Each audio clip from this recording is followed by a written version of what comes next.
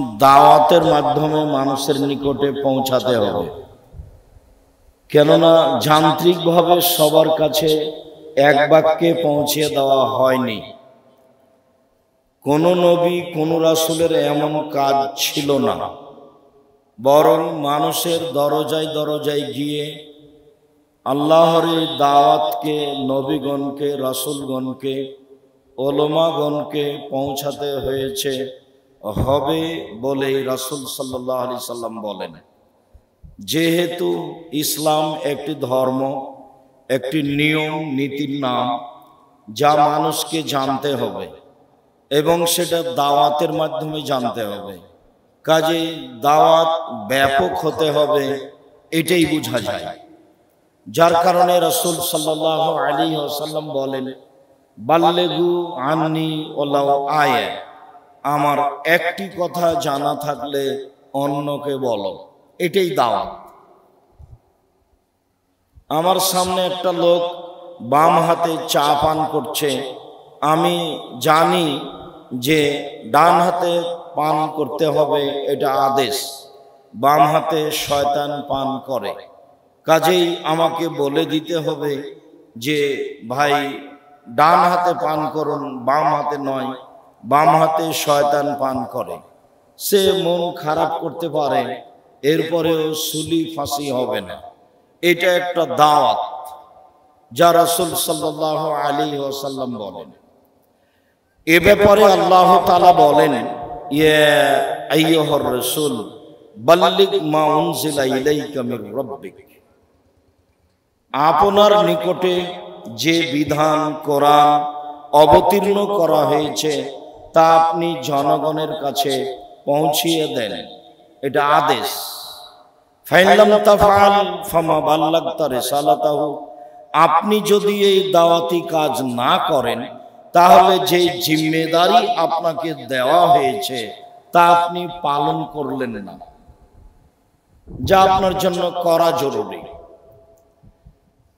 আল্লাহ তাআলা বলেন, উদু ইলা রাব্বিক ওয়ালা তাকুনান্না মিনাল মুশরিকিন।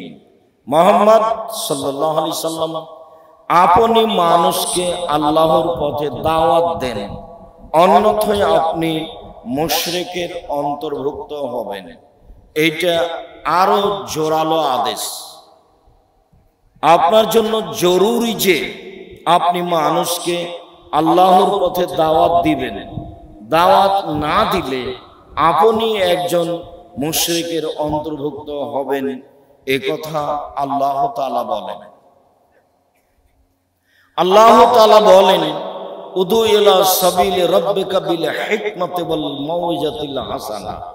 মুহাম্মদ সাল্লাল্লাহু আলাইহি সাল্লাম, আপনি মানুষকে দাওয়াত দেন আল্লাহর পথে কোরআন ও আপনার কথার মাধ্যমে, কোরআন ও হাদিসের মাধ্যমে আপনি মানুষকে দাওয়াত দেন। অত্র আয়াতে বোঝা যায় যে মানুষকে দাওয়াত দিতে হবে আল্লাহর পথে, মাধ্যম হলো কোরআন ও সহিহ হাদিস। ওয়াজাদিলহুম বিল্লাতি হিয়া আহসান, আর আপনি প্রতি উত্তর দেন যা সুন্দর। দাওয়াত দিতে গিয়ে মানুষ ক্ষিপ্ত হতে পারে, যেহেতু একটি বিধান আপনি মানুষের সামনে পেশ করবেন আর মানুষের নিকটে একটা চলন্ত নিয়ম নীতি আছে, আপনি সেটা উপেক্ষা করে একটা কথা বলবেন, সমাজ তখন সহজে তা মেনে নিবে এমনটা হতে পারে না। আপনাকে প্রতি উত্তর দিতে হলে তা সুন্দর ও অতীব উত্তম হতে হবে, এই কথা আল্লাহ তাআলা বলেন। আল্লাহ তাআলা লোকমান হাকিমের ভাষায় বলেন, বুনাইয়া আকিমিস সালাহ, আব্বু তুমি সালাত আদায় করো, ওয়া'মুর বিল মারুফ ওয়া নাহি আনিল মুনকার, আর মানুষকে ভালো কাজের আদেশ করো, মন্দ কাজের নিষেধ করো। তুমি মানুষকে আল্লাহর পথে দাওয়াত দাও। আর এই আল্লাহর পথে দাওয়াত দিতে গিয়ে কোনো সমস্যার মুখোমুখি হলে ফাসবির, তুমি ধৈর্য ধারণ করো। এটাই হচ্ছে তোমার জীবনে সবচেয়ে গুরুত্বপূর্ণ বড় কাজ। দাওয়াত দিতে গেলে সমাজের মুখোমুখি হতে হবে, সমাজ উল্টে যাবে, সমাজ বিরুদ্ধে যাবে, তখন তোমাকে ধৈর্যের পরিচয় দিতে হবে। যা লোকমান হাকিম তার ছেলেকে জোরালোভাবে আদেশ করেন। আবু সাঈদ খুদরি রাদিয়াল্লাহু তাআলা আনহু বলেন, রাসূল সাল্লাল্লাহু আলাইহি ওয়াসাল্লাম বলেছেন, মান রা মিনকুম মুনকারান ফালিগাইরুহু বিয়াদিহি। যে কোনো মানুষ যে কোনো অন্যায়, যে কোনো মানুষ যে কোনো অন্যায় দেখলো, সে যেন জোর করে ক্ষমতা প্রয়োগ করে তা বন্ধ করে। সে যেন জোর করে ক্ষমতা প্রয়োগ করে যে কোনো মূল্যে সে অন্যায় বন্ধ করে। ফাইনাম ইস্তাতে, যদি সেটা সম্ভব না হয়, জোর করে বন্ধ না করা যায়, ফাবিলিসানিহি, তাহলে মুখে বলে তাকে জানাবে এটা অন্যায়, এটা মুখে বলতে হবে, এটা একটা ঈমানের পরিচয়। ফাইনাম ইস্তাতে ফাবিকালবিহি, যদি মুখেও বলা সম্ভব না হয়, পরিবেশ পরিস্থিতি এমন হতে পারে, হয় স্বাভাবিক, যেখানে বল প্রয়োগ করা যাবে না, মুখেও বলা যাবে না, সেখানে অন্তর দিয়ে ঘৃণা করে সেটাকে অন্যায় বলে সমাজের কাছে, নিজের কাছে স্বীকৃতি দিতে হবে, এটা একটা দাওয়াত। আব্দুল্লাহ ইবনে মাসউদ রাদিয়াল্লাহু তাআলা আনহু বলেন, রাসূল সাল্লাল্লাহু আলাইহি ওয়াসাল্লাম বলেছেন, মান জাহাদাহুম বিয়াদিহি ফাহুয়া মুমিন।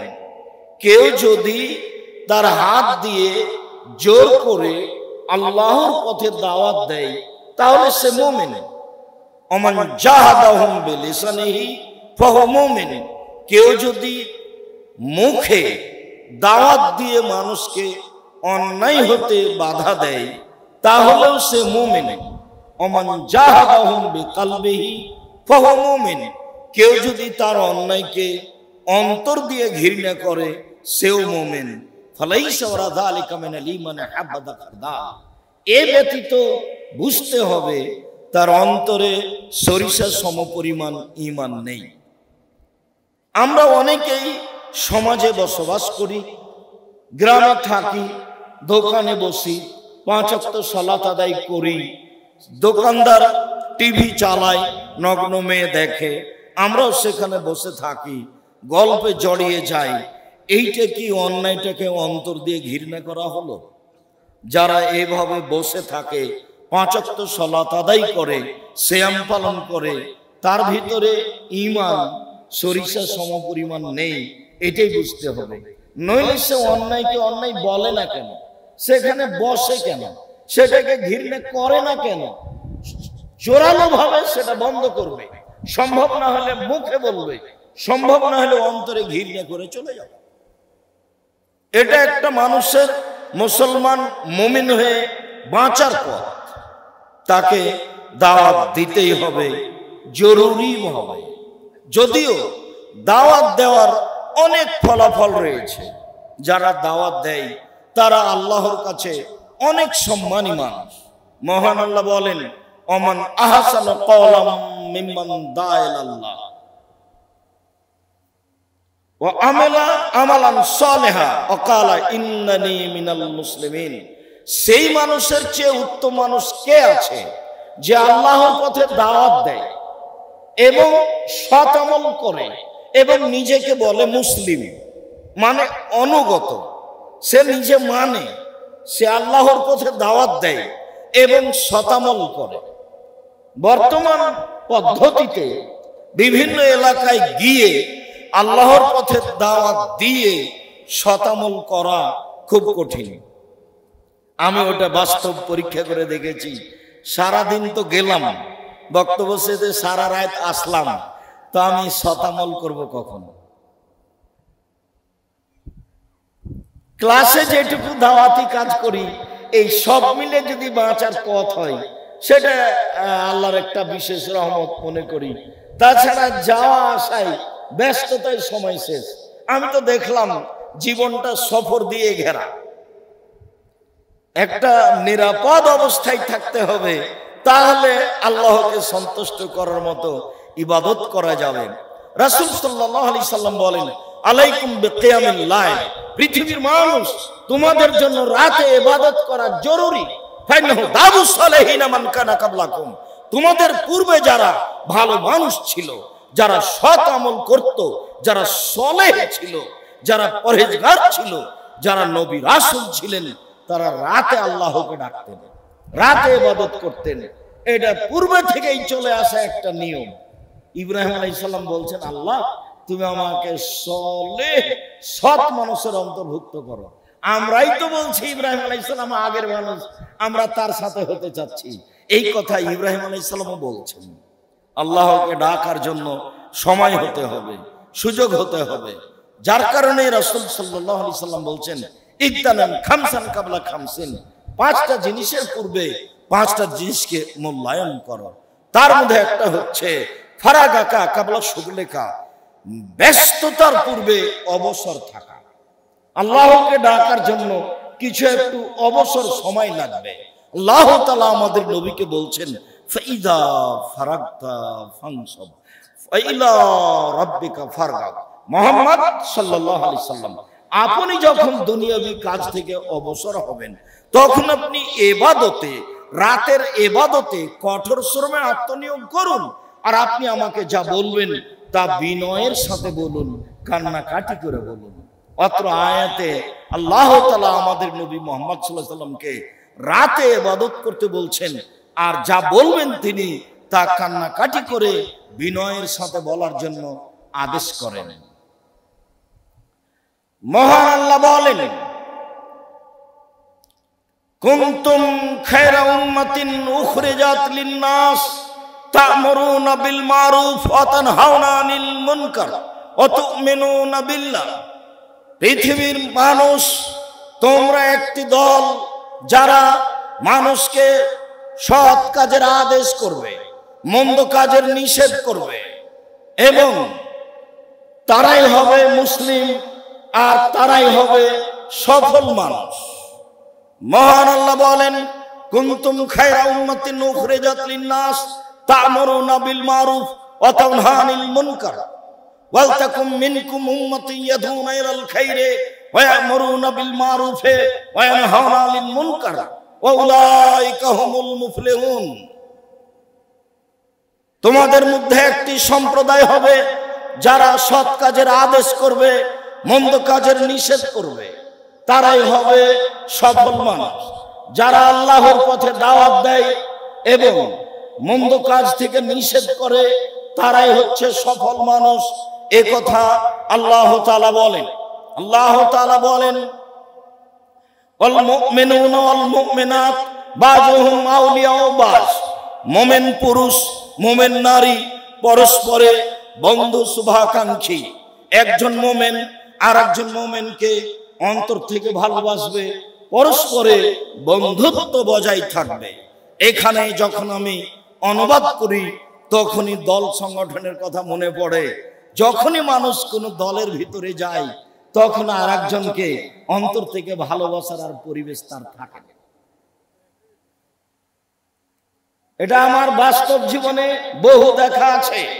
মহান আল্লাহ বলেন, আল মুমিনুনা ওয়াল মুমিনাত বাযুহুম আউলিয়াউ বায। মুমিন পুরুষ, মুমিন নারী পরস্পরে বন্ধু শুভাকাঙ্ক্ষী, একজন আরেকজনের কল্যাণ কামনা করবে, এটাই হলো মুমিন। একজন আরেকজনের ব্যথায় ব্যথিত হবে, এটাই হলো মুমিনের পরিচয়। দেখবেন উভয় মুসলমান, উভয় আহলে হাদিস, উভয় একজন আরেকজনের প্রোগ্রাম বন্ধ করার জন্য জীবন বাজি রেখে চেষ্টা চালাচ্ছে। মনে হচ্ছে যে প্রোগ্রামটা বন্ধ করতে পারলে ও জান্নাত পাবে, ভাবে আমাকে এমনই মনে হয়। সম্মানিত দিনী ভাই বোন, অত্র আয়াতের পরের অংশে আল্লাহ তাআলা বলেন, ওয়া ইয়ামুরুনা বিল মারুফে ওয়া ইয়ানহাউনা আনিল মুনকার। তারা ভালো কাজের আদেশ করে, মন্দ কাজের নিষেধ করে। ওয়া ইউকিমুনাস সালাতা, তারা সালাত আদায় করে। ওয়া ইতুনাস যাকাতা, তারা যাকাত আদায় করে। ওয়া ইতিউল্লাহ রাসূলাহু, তারা আল্লাহকে মান্য করে, তারা রাসূলকে মান্য করে।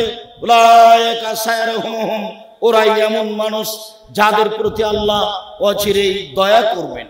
যারা দয়ার পাবে, যারা দয়া প্রাপ্ত হবে, যারা আল্লাহর পক্ষ থেকে রহমত পাবে, ওরা হচ্ছে ওরাই যারা ভালো কাজের আদেশ করে, মন্দ কাজের নিষেধ করে, সালাত আদায় করে, যাকাত প্রদান করে, আল্লাহকে মান্য করে, রাসূলকে মান্য করে, শিরক করে না, বিদআত করে না।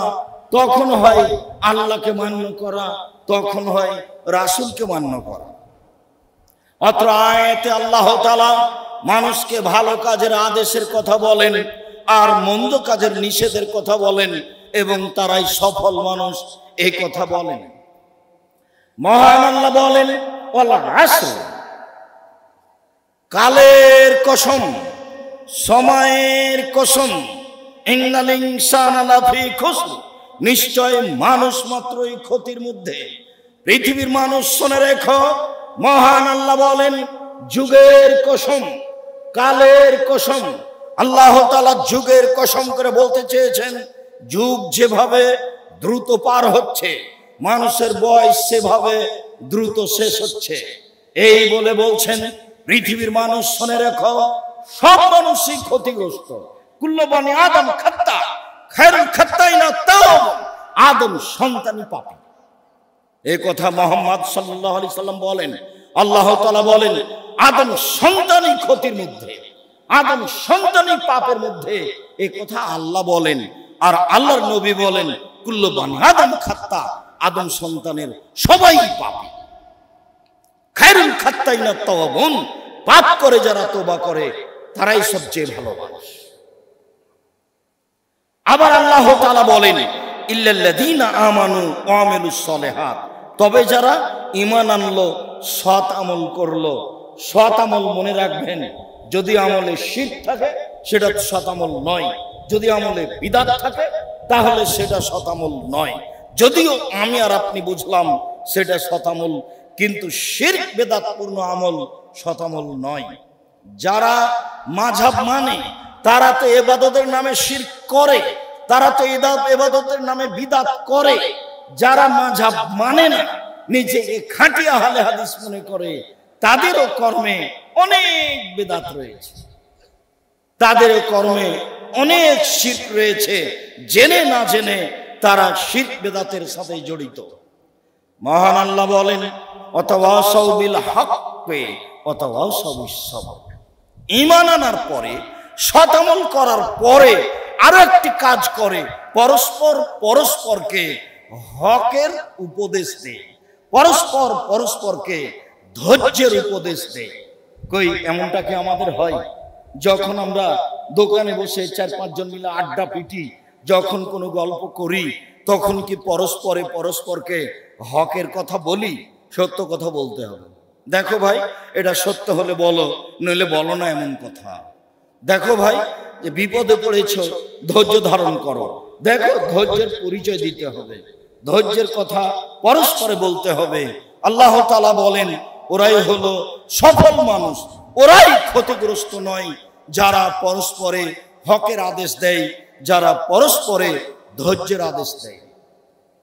মহান আল্লাহ বলেন সুম্মা কানা মিনাল্লাযীনা আমানু ওয়া তাওয়াসাউ বিস-সাবরি ওয়া তাওয়াসাউ বিল মারহামা উলাইকা হুম আসহাবুল মায়ান। যারা ঈমান এনেছে, যারা সৎ কাজের আদেশ করে, যারা মন্দ কাজের নিষেধ করে, তারাই হচ্ছে ডানপন্থী, তারাই হচ্ছে সফল মানুষ। যারা ভালো কাজের আদেশ করে, মন্দ কাজের নিষেধ করে, তাদের ফলাফল অনেক অনেক অনেক বেশি, যা আল্লাহ তাআলা বলেন, যা রাসূল সাল্লাল্লাহু আলাইহি সাল্লাম বলেন। আব্দুল্লাহ ইবনে মাসউদ রাদিয়াল্লাহু তাআলা আনহু বলেন, রাসূল সাল্লাল্লাহু আলাইহি ওয়াসাল্লাম বলেছেন, মান দাল্লা আলা খাইরিন ফালাহু মিসলু আজরি ফাইলিহি। যে ব্যক্তি ভালো কাজের কথা বলে, সে ওই রূপী নেকি পাবে